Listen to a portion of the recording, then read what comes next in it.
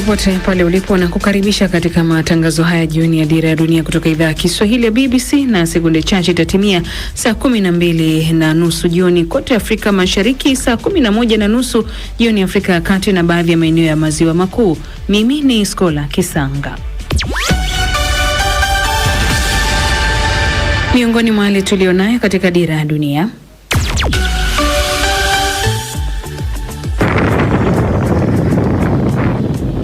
moto mkubwa huo wa nyika ambao umesababisha vifo vya watu zaidi ya 12 na uharibifu mkubwa nchini Hispania. Kiongozi wa zamani wa Iran Ayatollah Ali Khamenei amezikwa katika mji wa Mashhad kaskazini mashariki mwa nchi hiyo. BBC Verify imebaini ushahidi kwamba kuna madai ya uongo na kupotosha kuhusu ugonjwa wa Ebola yanayochochea vitendo vya vurugu dhidi ya wahudumu wa afya nchini Jamhuri ya Kidemokrasia ya Kongo. Na katika mjadala leo hii tunaangazia kinyang'anyiro cha kuwania kombe la dunia linaloendelea katika mataifa ya Mexico, Marekani pamoja na Canada. Nani kunyakua kikombe? Tuangalia Faransa namna ambavyo wanacheza, jinsi ambavyo wanautawala mchezo. Ni timu ambayo inatia hofu kukutana na timu yoyote ile. Na unaiona ndio timu ambayo imekamilika zaidi katika mashindano haya kuliko timu nyingine yoyote. Katika michezo, klabu ya Al Merrikh ya Sudani yajiondoa katika mashindano ya Sekafa Kagame Cup ya mwaka huu 2026 kabla ya kufanyika kwa draw ya mashindano hayo, na timu taifa ya soka ya Uhispania kuvaana na ya Ubelgiji katika robo finali ya pili ya kombe la dunia. Je, nani ataibuka kifua mbele? Mengi zaidi ni hapo baadaye katika makala ya spoti, nami Shuaib Ibrahim.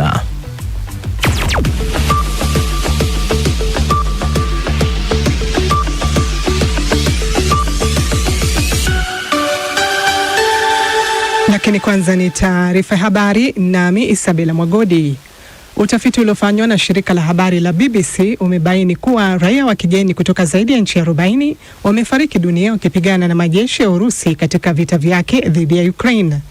Kwa mujibu wa idhaa ya BBC ya lugha ya Kirusi ambayo huweka kumbukumbu za wanajeshi waliotajwa kwa majina kuwa wameuawa vitani, zaidi ya wapiganaji wa kigeni 3500 wamepoteza maisha wakipigana na jeshi la Urusi. Taarifa hiyo inaonyesha kuwa wengi wao, zaidi ya 2300, walikuwa raia wa Korea Kaskazini. Wengine walitoka katika mataifa mbalimbali duniani yakiwemo baadhi ya nchi za Afrika, Marekani, Ecuador na Vietnam. Hata hivyo, BBC inasema idadi halisi ya raia wa kigeni waliouawa huenda ikawa kubwa zaidi kuliko ilivyoweza kuthibitishwa hadi sasa.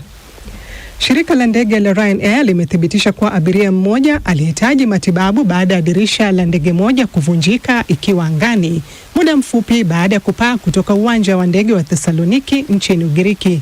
Kwa mujibu wa vyombo vya habari vya Ugiriki na Ujerumani, abiria waliokuwa ndani ya ndege hiyo walisema walisikia mlio mkubwa kabla ya dirisha hilo kung'oka na barakoa za oksijeni kushuka kutoka kwenye dari ya ndege. Agnes Penda na maelezo zaidi. Ripoti zinasema mwanamume mwenye umri wa miaka 61 alivutwa kwa nguvu kuelekea nje kupitia dirisha hilo kutoka sehemu ya juu ya mwili wake hadi kufikia mabegani. Mke wake alifanikiwa kumshikilia kwa dakika kadhaa na kumzuia asivutwe nje kabisa kutoka ndani ya ndege. Ndege hiyo ya aina ya Boeing 737 ilikuwa ikielekea Memmingen nchini Ujerumani. Baada ya tukio hilo, ndege hiyo ilitua salama katika uwanja wa ndege wa Thessaloniki ambako abiria huyo alipatiwa huduma za matibabu. Shirika hilo la Ryanair linasema kuwa liandaa ndege nyingine iliyowapeleka abiria waliobaki hadi walikokuwa wakielekea ili kupunguza ucheleweshaji wa safari. Shirika hilo la Ryanair limesema kwamba liliandaa ndege nyingine iliyowapeleka abiria waliobaki hadi walikokuwa wakielekea ili kupunguza ucheleweshaji wa safari. Ndege iliyohusika inaaminika kuwa katika matumizi kwa muda wa miaka 18 na ilikuwa ikiendeshwa na shirika la Malta Air, kampuni tanzu ya Ryanair. Hadi sasa haijafahamika ni nini kilisababisha dirisha hilo kuvunjika na uchunguzi unaendelea. Unaendelea kusikiliza taarifa ya habari kutoka idhaa ya Kiswahili ya BBC. Shirika la kimataifa la nishati IEA limesema kuongezeka kwa mvutano kati ya Marekani na Iran wiki hii kumeongeza wasiwasi kuhusu mwenendo wa soko la mafuta duniani. Awali shirika hilo lilikuwa limetabiri kwamba makubaliano yaliyofikiwa mwezi uliopita kati ya Washington na Tehran ya kumaliza mzozo wao na kufungua mlango wa bahari wa Hormuz yangesababisha ongezeko kubwa la usambazaji wa mafuta katika miezi ijayo.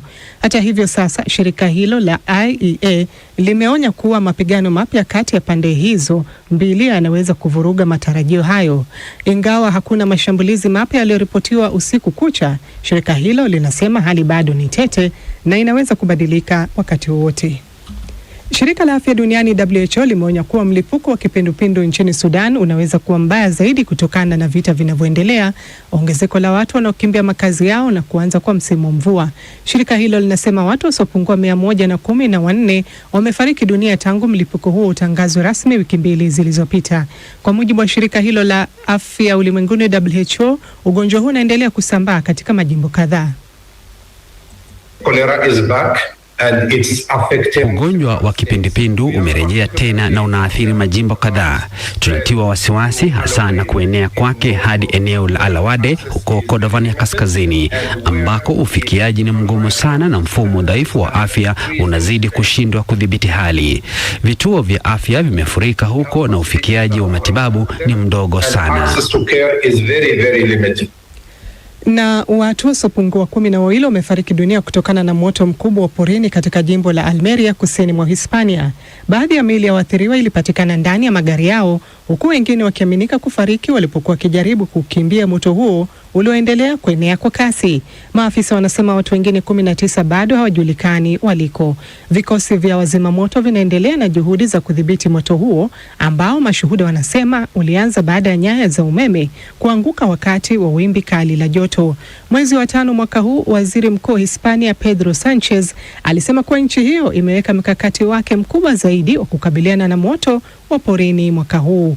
Wimbi la joto kali linaendelea kuchochea mlipuko ya mioto katika maeneo mbalimbali barani Ulaya. Hii ni BBC. Ni taarifa ya habari za dunia imesomwa na mwenzangu Isabela Mwagodi. Msikilizaji, unaweza kutusikiliza kupitia matangazo haya kupitia redio ya shirika mbalimbali. Ukiwa visiwani Zanzibar, tusikilize kupitia Zenj FM. Kwa Tanzania ni Abud FM na CJ FM. Nchini Kenya, Most FM, Gulf Radio na Mwenedu FM. Uganda kuna Radio Lira, Radio Kitara na Voice of Busoga. Jamhuri ya Kidemokrasia ya Kongo, Radio Muungano kule Beni na Liza Dub Radio.